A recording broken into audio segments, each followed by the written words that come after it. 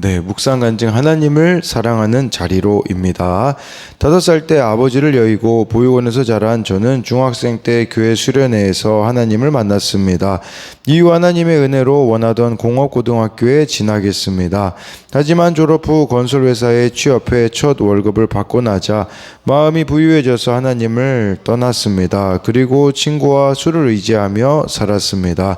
그러던 어느 날 저는 세상 즐거움으로 채워지지 않는 공허한 마음에 다시 교회를 찾았습니다. 그러자 저를 고아와 같이 버려두지 않으신 하나님이 반겨주시며 저와 비슷한 환경의 자매를 만나게 해주셨습니다. 이후 저는 자매의 권면으로 세례를 받고 결혼을 준비했습니다. 하지만 가정을 꾸릴 만한 물질이 없었기에 월급의 몇 배를 더 준다는 말에 넘어가 다단계 회사에 들어갔습니다. 그리고 교통사고 합의금이 필요하다는 거짓말로 자매에게 돈을 빌려 다단계 회사 제품을 사서 판매하다가 결국 6개월 만에 회사가 망해 일을 그만뒀습니다. 이후 저는 다시 건설 현장으로 돌아와 땀 흘려 일했습니다. 하나님은 그런 저를 불쌍히 여기시고 그 자매와 결혼하여 새 자녀를 낳는 축복을 허락하셨습니다. 하지만 저의 기복신앙으로 저희 부부는 물질 고난과 불통의 시간을 겪어야 했습니다. 그러던 중 저는 아내의 인도로 큐티하는 공동체에 속하게 되었습니다. 그리고 말로는 하나님을 사랑한다고 하면서도 가정에 무관심하고 문제를 회피하는 제 모습을 직면하게 되었습니다. 이후 아내와 말씀으로 소통이 이루어지면서 결혼의 목적은 행복이 아닌 거룩임을 깨달았습니다.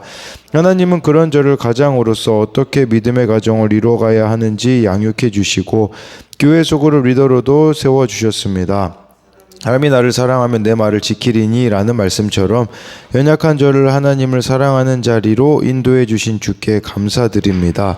주님이 불러주신 자리에서 계명을 잘 지키고 믿지 않는 자들의 구원을 위해 사명을 감당하길 원합니다.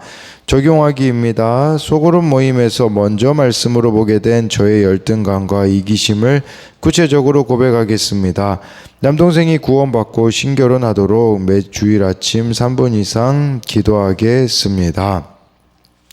네, 그래서 여기 이렇게 나와 있는 것처럼 저희 기복신앙으로 저희 부부는 물질 고난과 불통의 시간을 겪어야 되었다라고 하면서 이후 말씀으로 소통이 이루어지면서 결혼의 목적은 행복이 아닌 거룩임을 깨달았다라고 이렇게 말해주고 있습니다. 오늘 말씀 제목은요, 성령님을 통한 십자가 지는 적용이라고 할 수 있는데요. 하나님은 말씀하시고 예수님은 십자가를 지시고 그 다음에 성령님은 저와 여러분들을 정말 십자가 지는 적용을 할 수 있도록 도와주신다라는 것입니다.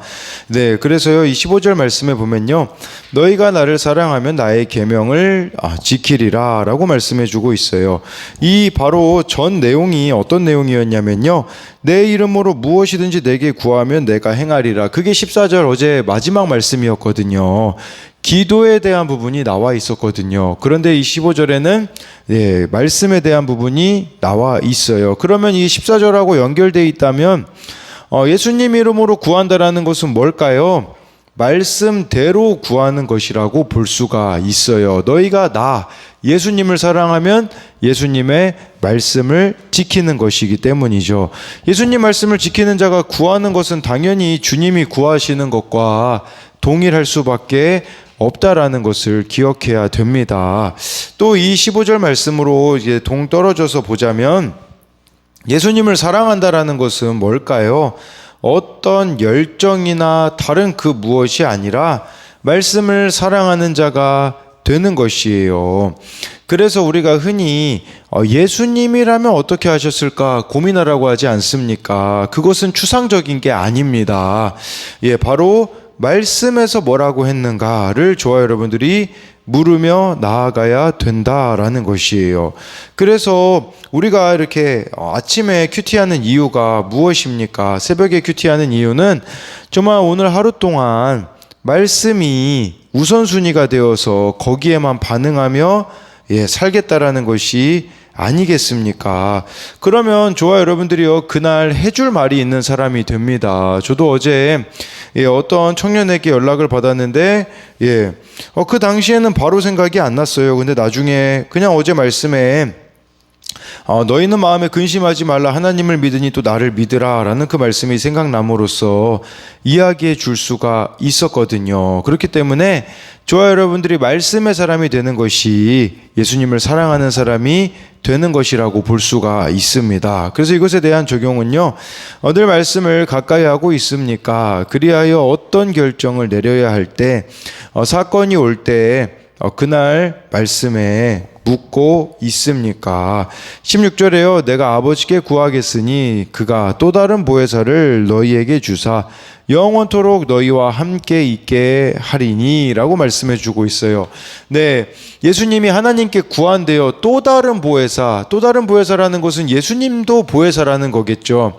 예, 또 다른, 그래서 이 보혜사라는 의미는요, 위로자, 상담자, 대언자 등 다양하게 번역이 되는데요. 네, 보혜사는 파라클레토스로 곁에서 돕도록 부름받은 자라는 뜻입니다. 죄인들을 위해 또 변호해 주시는 변호인이라는 의미도 있어요. 이 변호인이라는 의미로 가져갈 때는 예수님은 하나님 앞에서 우리의 무죄를 변론해 주시는 또 변호인 그런 의미도 있겠죠. 근데 성령님은 또 다른 보혜사예요. 그것은 예수님과 같지만 다른 보혜사를 보내신다라는 것이겠죠. 그래서 예수님이 이제 영원토록 너희와 함께 하리니라는 것은 바로 예수님이 십자가에서 죽으시고 부활하시고 이 땅에서는 40일 동안 함께 계시잖아요.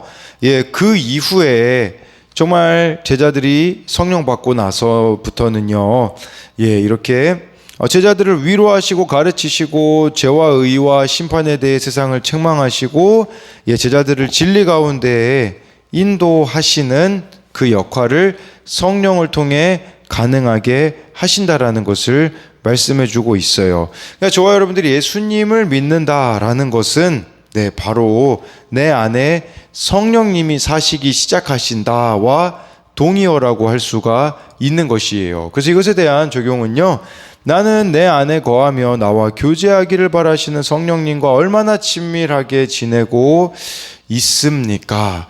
마태복음에 보면요, 성령 회방죄는 사하심이 없대요. 그 말씀이 무슨 말이겠습니까? 내 안에 성령님이 계시는데 아무것도 성령님이 하실 수 없는 상태가 성령 회방죄의 상태가 아니겠습니까? 내 안에 성령님이 계시는데 정말 그분이 자유롭게 일하실 수 있도록 내 자신을 내어주고 있는가? 그게 바로 성령님과의 친밀함이 아니겠습니까? 아니면은 내 안에 내가 가득 차서요, 성령님이 아무것도 하실 수 없는 그런 상태가 아닌가를 묻는 질문입니다. 17절에 보면요, 그는 진리의 영이라 세상은 능히 그를 받지 못하나니 이는 그를 보지도 못하고 알지도 못함이라. 그러나 너희는 그를 아나니 그는 너희와 함께 거하시며 또 너희 속에 계시겠음이라. 성령님은요, 진리의 영이래요. 진리의 영. 진리가 뭡니까? 말씀 아니겠습니까? 성령님은요, 성경의 저자시기도 하잖아요. 정말 사람들을 성령의 감동으로 말씀을 기록하셨잖아요. 그러면 말씀은 누가 잘 깨달을까요? 여러분, 세상적인 지식이 많은 사람이 잘 깨달을까요? 그 김용옥 씨라는 사람이요, 얼마나 똑똑한지 몰라요. 그런데요, 말씀을 그냥 지식적으로만 접근하고 알지 못해요. 말씀은 어떤 지식이 뛰어나서 깨달은 게 아니라 성령님이 조명해 주셔야 깨달을 수 있거든요. 그렇기 때문에 저와 여러분들이 정말 성령의 도우심을 구하며 나아갈 때에 말씀을 깨닫게 해주시는 그 은혜가 있다라는 것을, 성령을 통해서만 이 말씀이 깨달아진다라는 것을 알아야 합니다. 그렇게 되기 위해서 저와 여러분들이 필요한 것이 무엇이겠습니까? 14절에 나와 있는, 어제 말씀 마지막에 나와 있는 14절에 기도, 또 오늘 말씀 15절에 나와 있는 말씀이라고 볼 수 있어요. 그러니까 성령을 철저히 의지한다라는 것은 기도와 말씀이 있는 삶을 살아간다라고 볼 수가 있는 것을 뜻하는 것이에요. 또 진리는요, 말씀이기도 하지만 예수님이기도 하지 않습니까? 저와 여러분들이 성령님하고 친밀하다라는 것은 예수님을 닮은 삶의 흔적을 남기며 살아가야 된다라는 의미가 있어요. 예수님의 성품을 정말 저와 여러분들이 닮아가야 된다라는 것을 뜻하는 것이에요. 근데 세상은 그를 받지 못한대요. 보지도 못하고 알지도 못함이래요. 왜 그럴까요? 예수님을 믿지 않기 때문이에요. 예수님을 믿어야 성령님이 내 안에 들어와 사시거든요. 근데 예수님을 믿지 않으니 성령님을 경험해 보지도 알지도 못한다라는 것을 뜻하고 있어요. 근데 저와 여러분들이 예수님을 믿음으로 성령님이 우리 안에 계시면 어떤 일이 벌어집니까? 17절 후반절에 나와 있잖아요. 그는 너희와 함께 거하심이요. 현재형이에요. 현재. 또 너희 속에 계시겠음이라. 미래형이거든요. 무슨 말이냐면 성령은 지금도 함께 하시고 장차 앞으로도 우리와 함께 하실 것이라는 겁니다. 내 곁에 서서 도우시는 성령이 계시는데 우리가 미래에 대해서 무엇을 염려할 필요가 있겠습니까? 그래서 이것에 대한 적용은요, 성령을 철저히 의지하기에 말씀 없이는, 기도 없이는 못 사는 사람입니까? 18절에요. 내가 너희를 고아와 같이 버려두지 아니하고 너희에게로 오리라 라고 말씀해 주고 있어요. 이 고아와 같이 버려두지 않고 너희에게 온다. 제자들이 지금 믿고 있는 건 예수님밖에 없거든요. 제자들은 예수님을 따를 때 가족도 친구도 생업도 버렸잖아요. 예수님이 없으면 고아처럼 돌봐줄 사람이 하나 없는 존재라는 것이에요. 그러면서 너희에게 오리라. 이 온다라는 것은 물론 예수님이 십자가에서 죽으시고 부활하시고 40일 동안 계신 것도 있겠지만 성령을 보내실 것을 가리키는 것이라고 볼 수가 있는 것이에요. 그렇다면 이런 의미로도 볼 수 있겠죠. 저와 여러분들이 고아는 누구입니까? 아버지가 없는, 부모가 없는 자를 고아라고 하지 않습니까? 성령님하고 친밀하지 않잖아요. 그러면 고아같이 나를 생각하게 될 거예요. 고아라는 것은 마치 하나님의 아버지가 되시지 않는 것 같고, 하나님이 안 계신 것과 같이 느껴지는 것은 저와 여러분들이 성령으로 충만하지 못한 또 증거가 되지 않겠습니까? 19절에요. 조금 있으면 세상은 나를 다시 보지 못할 것이로되 너희는 나를 보리니 이는 내가 살아있고 너희도 살아있겠음이라 라고 하고 있어요. 여기서 예수님이 다시 오실 것이라고, 그리고 나를 보게 되고 내가 살아있고 너희도 살아있게 된다. 이 제자들에게 살아있다라는 것은 무슨 말이겠습니까? 거듭나게 될 거예요. 성령을 받음으로써. 그래서 이들이 정말 영적인 눈이 뜨게 되어질 것을 말씀해 주고 있는 것이겠죠. 예수님이 지금 이 요한복음에서 이 말씀하실 때 제자들이 십자가 지시기 전에 말씀하신 거잖아요. 제자들이 깨달았을까요? 못 깨달았을까요?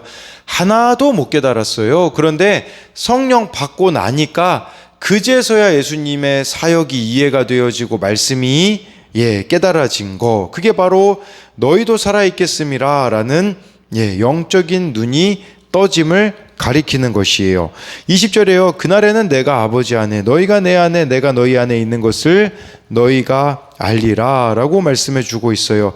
성령이 임하시는 그때에 깨닫게 되어지는 것은 바로 예수님이 아버지 안에 계셨다라는 것을 알게 되었다라는 것은 바로 예수님이 하신 모든 말씀과 표적은 바로 하나님 아버지 뜻대로 행한 것이었다라는 것을 깨닫게 되어진다라는 거죠. 두 번째는 내가 너희 안에 있는 것을 알리라 라고 말하고 있는 것은요, 예수님은 비록 승천하시지만 성령을 통해 여전히 제자들과 함께 하신다라는 것을 알게 된다라는 거예요.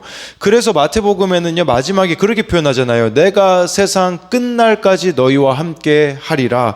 그래서 가서 제자 삼으라고 예수님이 말씀하시는 것이라고 볼 수가 있는 거죠. 그렇다면 예수님이 우리 안에 있는, 즉 성령님이 우리 안에 계시다라는 것은 무엇을 뜻하는 걸까요? 저와 여러분들이요, 주님의 손과 발이 되어 하나님 아버지를 모르는 고아와 같은 인생들을 찾아가 주는, 고아와 같은 인생들을 찾아가고 그들의 형제 자매가 되어주는 것이 바로 성령 충만한 자의 모습이라고 할 수가 있습니다.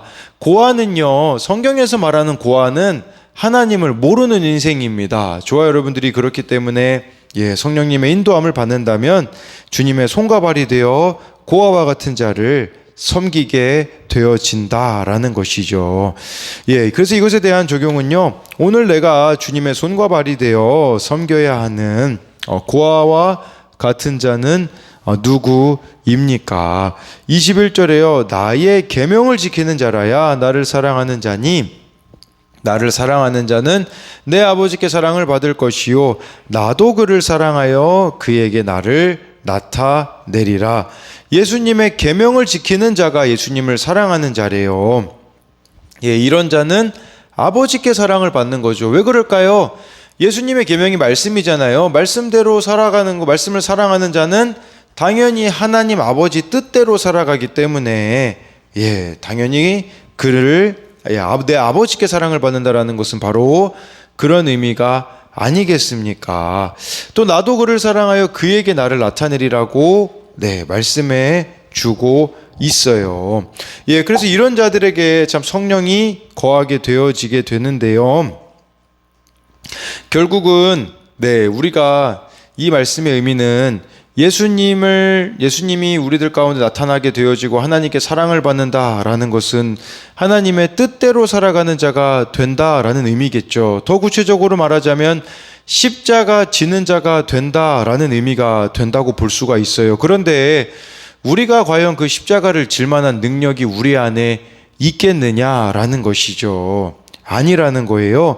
결국 21절의 말씀은요, 성령의 도우심으로만이 우리가 하나님 뜻에 순종하고 십자가 지는 적용을 할 수가 있게 되어진다라는 것이에요. 그래서 이것에 대한 적용도요, 오늘 성령의 도우심으로 해야 하는 십자가 지는 적용은 무엇입니까? 이 십자가 지는 적용이 결국은 결론은 구원으로 인도해낸다라는 것을 아셔야 합니다.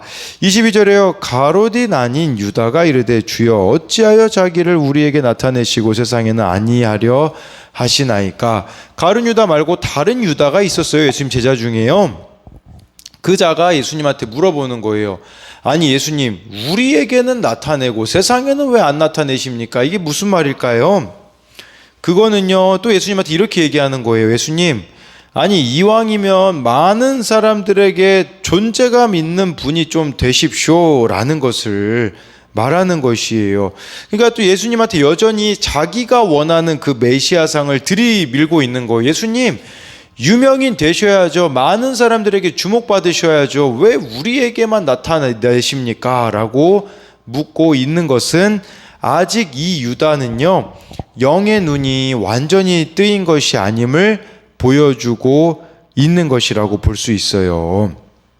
예수님이 세상의 자신을 영광스럽게 보여주셔도 사람들이 안 믿거나 혹은 자기들 마음대로 믿을 것을 유다는 몰랐다라는 거예요. 지금 예수님이요, 왜 제자들에게만 이런 말씀을 하실까요? 그 이유는 예수님을 사랑하는 사람들, 그분의 말씀에 순종하기를 원하는 사람들만이 예수님을 알아볼 수 있고 드러낼 수 있기 때문이라는 것을 보여주고 있는 것이에요. 그래서 이것에 대한 적용도요, 이 유다와 같은 모습으로 예수님을 바라보고 있지 않는가에 대한 질문인데요, 여전히 세상이 기준이 되어 예수님을 바라보고 있습니까?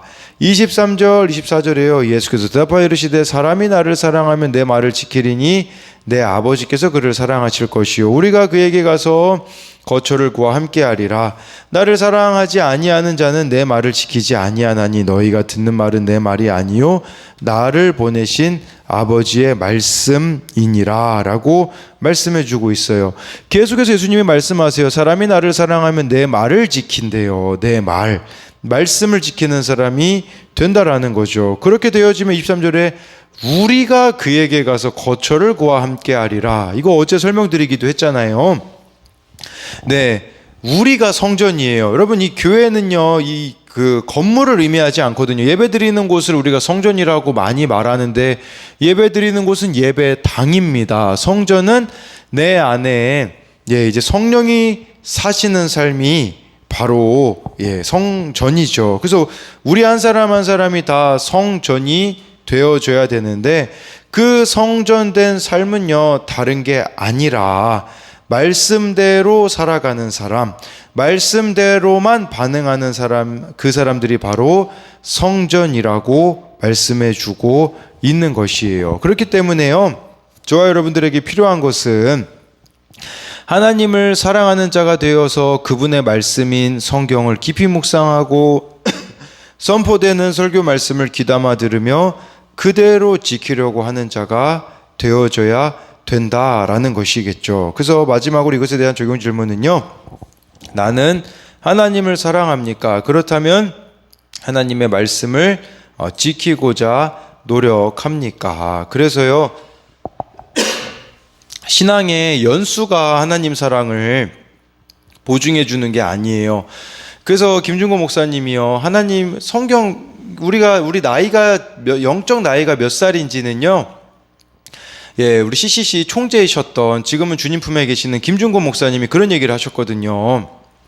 성경을 몇 독했는지가 그 사람의 영적 나이라고 하더라고요. 그렇기 때문에 저와 여러분들이 정말 말씀을 가까이 하는 자들이 되고요.